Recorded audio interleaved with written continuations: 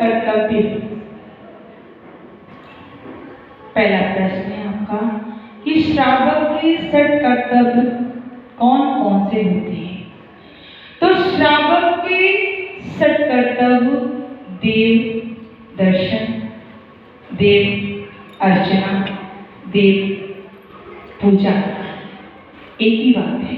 फिर दूसरा गुरु उपासना, स्वाध्याय, संयम, तप और दान। ये श्रावक के षट कर्तव्य होते हैं। जो श्रावक इन षट कर्तव्यों का पालन करता है अपने जीवन में, वो ही श्रावक है। जिस प्रकार रैनसार जी ग्रंथराज में आचार्य कुंद स्वामी ने कहा है कि जिस प्रकार मुनिराज होते हैं, संयमी के षट कर्तव्य होते हैं, अगर वो भी अपने षट कर्तव्यों का पालन ना करें तो वो भी मुनिराज नहीं है। उसी प्रकार अगर कोई श्रावक अपने जीवन में षट कर्तव्यों का पालन नहीं करता तो वो श्रावक नहीं है। देव दर्शन यानी कि प्रतिदिन मंदिर जाना, प्रतिदिन मंदिर जाना और गुरु उपासना। हमारे नगर में, कॉलोनी में कहीं कोई संयमी मुनिराज, आरिका माता जी, ऐलक, छुल्लक कोई भी आए हुए हो, उनकी सेवा में तत्पर रहना मन, वचन और कार्य से, ये होती है गुरु उपासना। उनके आहार विहार और बाह्य व्यक्ति में संलग्न रहना, ये होती है गुरु उपासना। क्योंकि जो गुरु होते हैं वो कभी याचना नहीं करते। याचना यानी कि वो कभी मांगते नहीं है। श्रावक अगर पूछ लेगा कि हे मुनिवर हमारे योग्य कोई सेवा हो तो बताइए, हे माता जी हमारे योग्य कोई सेवा हो तो बताइए, तो अगर उन्हें कोई आवश्यकता होगी तो ही वो आपको बताएंगे, अन्यथा आगे से कभी आपसे नहीं कहेंगे कि हमें इस वस्तु की आवश्यकता है, या आपकी अनन्य भक्ति होगी उनके प्रति, समर्पण होगा उनके लिए, तो वो एक बार कह सकते हैं आपकी भक्ति को देखते हुए। फिर स्वाध्याय, स्वाध्याय यानी शास्त्र का अध्ययन करना। शास्त्र का अध्ययन यानी स्वाध्याय, स्वयं का अध्ययन करना, स्वयं का अध्ययन करना कि मैं कौन हूं और कहां जाऊंगा और कहां से आया हूं, इस बात पे विचार करना, चिंतन करना, ये तो स्वाध्याय है। मात्र शास्त्र को खोल के बैठ के पढ़ ली 2 लाइनें या आधा पेज या 1 पेज पढ़ लिया तो मात्र क्या हो गई, क्रिया, कि हाँ हमारा कर्तव्य पूर्ण हो गया। उसके बाद संयम, छोटे छोटे नियम लेना, अपनी शक्ति के अनुसार छोटे छोटे नियम लेना, जैसे कि रात्रि भोजन का त्याग, पानी छान के पीना, आलू का त्याग, 1 आसन करना, 2 आसन करना, या 1 टाइम भोजन 1 टाइम पानी। ये छोटे छोटे नियम हमारे जीवन में एक दिन संयम को उत्पन्न करते हैं। और तब उपवास आदि करना, गर्मी को सहन करना, सर्दियों को सहन करना, ये तप है। और प्रतिदिन रस का त्याग करके आहार करना, ये तप है। तप कितने प्रकार के? 12 प्रकार के तप होते हैं। 6 अंतरंग, 6 बहिरम। फिर उसके बाद आता है दान। रेड साथ में कहा है दानम पूया मुखम, दानम पूया मुखम, यानी कि देव पूजा और दान श्रावक के लिए मुख्य कर्तव्य है और साधु के लिए नानम झरणम यानी कि ज्ञान और ध्यान साधु के लिए मुख्य कर्तव्य है। इस प्रकार श्रावक के 6 कर्तव्य होते हैं। सभी श्रावक को अपने जीवन में इन 6 कर्तव्यों का पालन करना चाहिए, क्योंकि ये 6 कर्तव्य उसी के समान है जिस प्रकार इस संसार रूपी समुद्र में एक जहाज पड़ा है।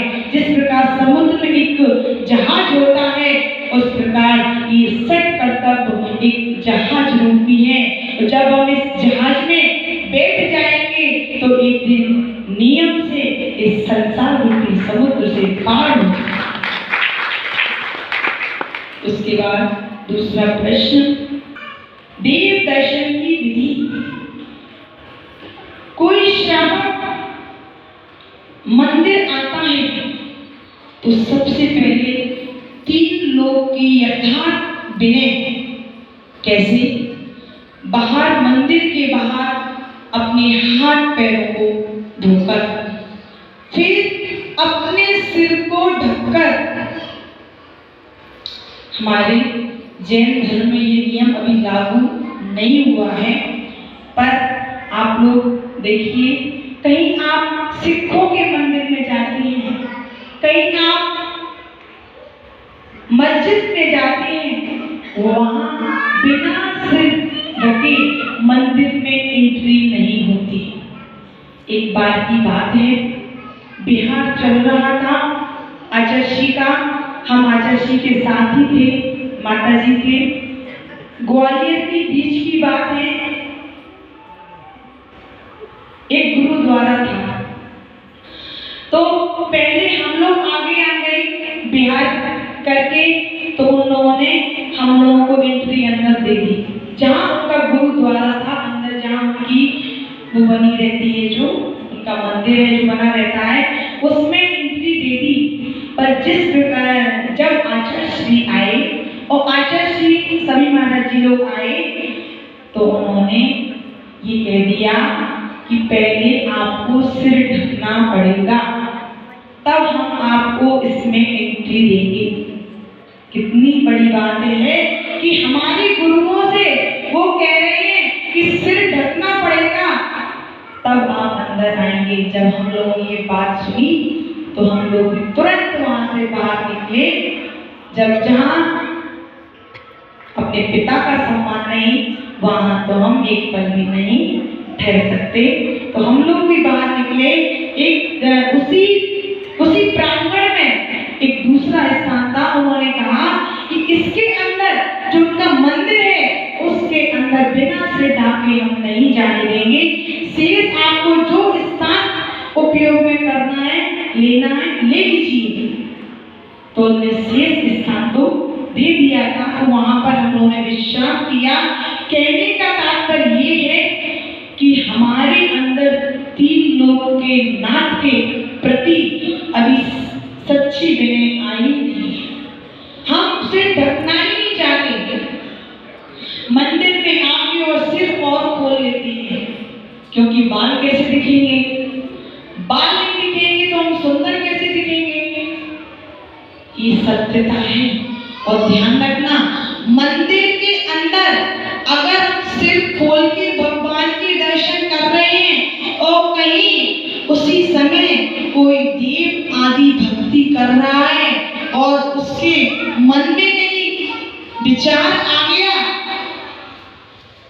ये 3 लोग के नाम का अनादर कर रहा है, सिर खोला है इनके सामने।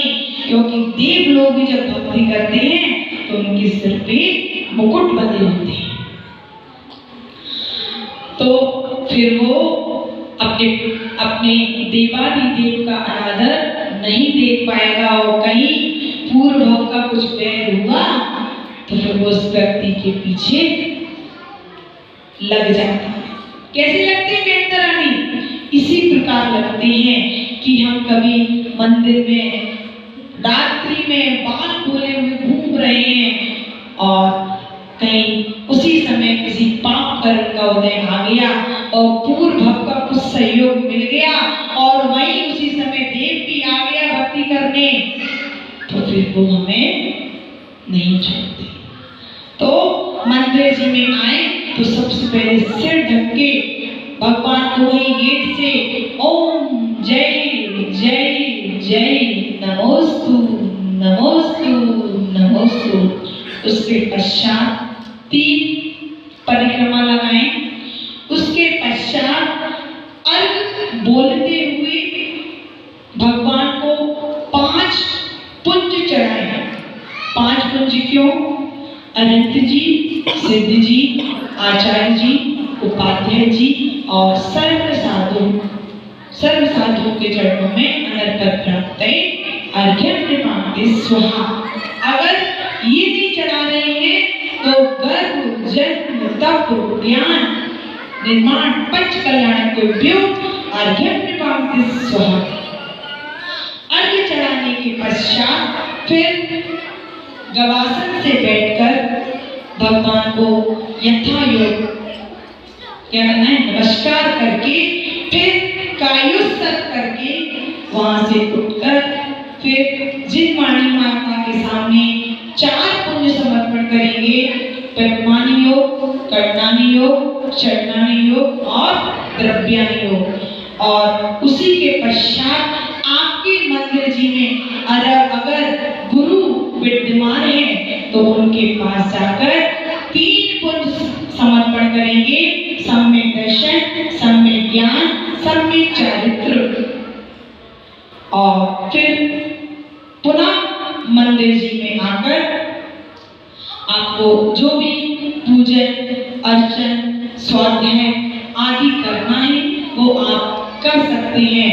और मंदिर जी में जब प्रवेश करें, मंदिर के गेट पे प्रवेश करें तो ओम जय जय निश्चय निश्चय निश्चय बोलते हुए, निश्चय निश्चय क्यों बोलते हैं?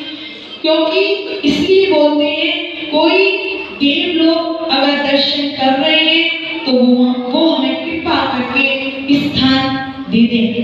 अगर कोई व्यक्ति खड़ा है और हम उससे टकरा जाएं, अब वो किस मूड में है तो वो कह देगा क्यों, कुछ भी बोल सकता है, दिखता नहीं है क्या? तो इसलिए निश्चय निश्चय निश्चय बोलते हुए हम उसे कहते हैं कि हमें स्थान दीजिए। और उसके बाद जब हम मंदिर से जाते हैं तो असही उनको धन्यवाद देते हुए कि आप अपने स्थान पर आ जाइए। ये हमारी दर्शन विधि है। उसके बाद तीसरा प्रश्न है कि माँ बड़ी होती है कि गुरु माँ बड़ी होती है? देखिए, पहली गुरु हमारी माँ होती है। जिस माँ ने हमें जन्म दिया, जिस माँ ने हमें 9 माह कोख में रखा और जिस माँ ने हमें संस्कार दिए, वो माँ पहली गुरु है। लोक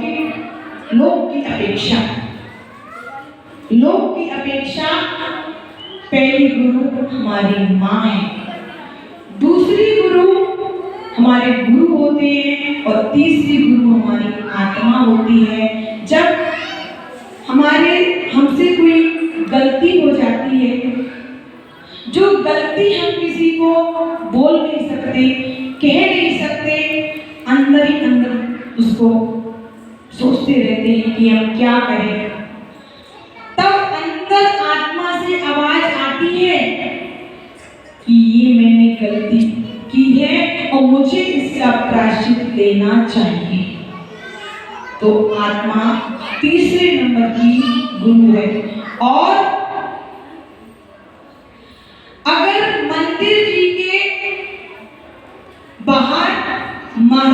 बैठी हैं और आप लोग मंदिर आ रहे हैं और अंदर ही मंदिर है, तो हम सबसे पहले किसको प्रणाम करेंगे? गुरु को। किसको? गुरु को, क्योंकि गुरु चलते फिरते तीर्थ हैं। गुरु साक्षात मोक्ष मार्ग पर चल रहे हैं, प्रैक्टिकल सामने दिख रहा है। जिन्हें भगवान तो मोक्ष चले गए, तो धर्म की अपेक्षा से गुरु बड़ी है और लोक की अपेक्षा से माँ अपना दर्जा रखती है। और मेरा सभी लोगों से यही कहना है, जिन जिन के माता पिता बुजुर्ग हैं या माता पिता जिन जिन के साथ में रहते हैं, उन सबकी पूरी श्रद्धा से सेवा करना, क्योंकि बड़े पुण्यशाली जीव होते हैं जो अपने माता पिता और अपने सास ससुर की सेवा कर पाते हैं। क्योंकि बड़े बुजुर्गों की सेवा हमारे जीवन में दुआएं लाती है, उनका आशीर्वाद लाती है। अगर हम परमात्मा अपने इच्छाओं के कारण, अपने शौक के कारण अगर उनकी सेवा नहीं करते हैं, तो ध्यान रखना वर्तमान में वो भी समय आएगा जब आप भी बुजुर्ग बनेंगे और आपको भी वैसे निमित्त मिलेंगे कि आपको एक गिलास पानी देने वाला कोई भी नहीं होगा। इसलिए मेरा सभी बच्चों से, बहुओं से, सभी बेटों से और सभी बहनों से यही कहना है कि अगर अपने जीवन में अगर आपके अंदर एक इंसानियत है, तो अगर आप इंसान हैं, तो अपने माता पिता का, अपने सास ससुर का कभी भी अपमान नहीं करना। अगर आपने अपमान किया तो ये ध्यान रखना, ये बैर हमारा बढ़ता ही जाएगा। माना कि पूर्व के सहयोग होते हैं, माना कि कर्म के उदय से हमें जीव का निमित्त मिलता है, पर उस कर्म का अगर क्षय करना है तो एक को तो समता भाव रख के उनकी सेवा में संलग्न रहना।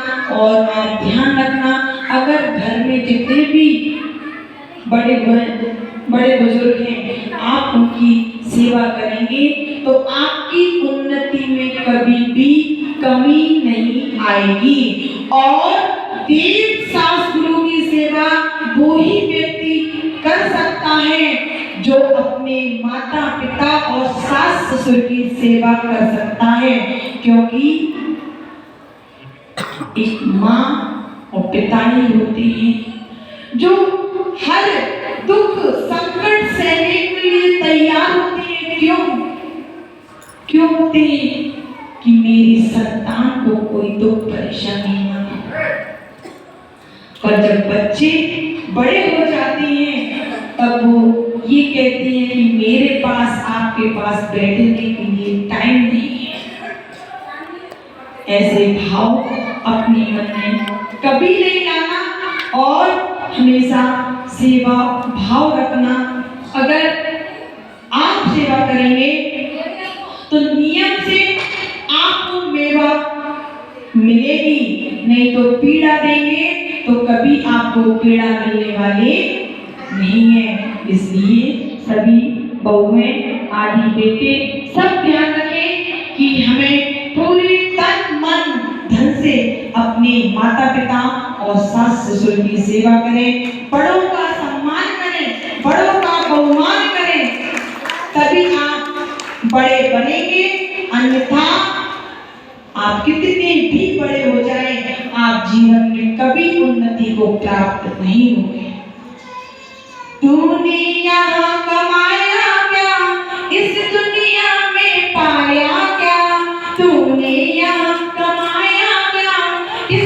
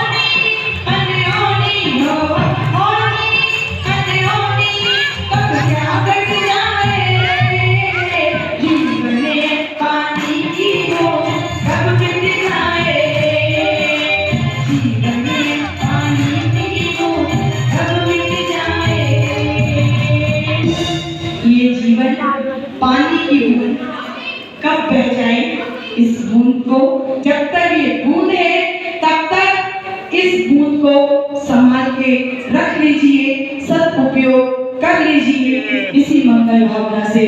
जय बोलिए परम पूज्य आचार्य भगवान श्री बिना प्रसाद गुरुदेव की, गुरुदेव की, गुरुदेव की। जावानी की ज्ञान से सूझ लो कालो, तो वाणी का सकलम सदा देखो लो।